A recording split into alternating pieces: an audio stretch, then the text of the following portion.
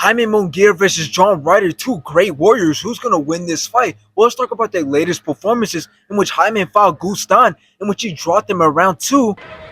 Be fighting. Good counter right hand there from Munguia. And then knocked him out in round 3. That body shot hurt Corey as well.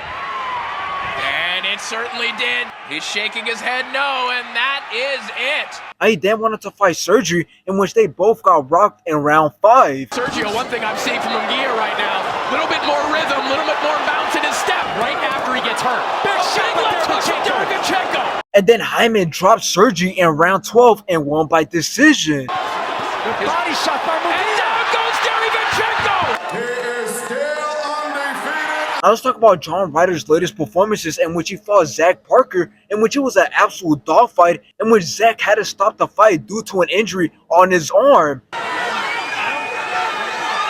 Zach Parker beaten for the first time. Now we all know what happened next. John Ryder fought Canelo, in which he got dropped in round 5 and kept going, but ended up losing the fight by decision. And still the undisputed super middleweight. So what we know already is that Jaime Munguia is coming off a devastating win, which is a good sign for Jaime Munguia going into this fight. And as we all know, yes, John Ryder is coming off a loss, but it's not just against anybody. It's against the king at 168 and arguably the face of boxing right now, Canelo Alvarez, in which he did get outboxed for majority of the 12 rounds, but he did show something that could mean something in his upcoming fight with Jaime Munguia, and that is his heart and determination. Now, just imagine how crazy it will be if Jaime Munguia is able to stop John Ryder in under 12 rounds, something that Canelo Alvarez wasn't able to do. Everybody will literally start to question Canelo and Jaime's ability, as they will see Jaime as a boxer with a lot of potential, and they will see Canelo Alvarez as a boxer who's out of his prime. And it'll be really cool if Jaime could get the job done, because then he could probably go on to get the fight with Canelo, which is what he's been wanting, and it's rumored that this might be Canelo's next fight. In the end, who do I think is going to win this fight? Well, it all depends on Jaime Munguia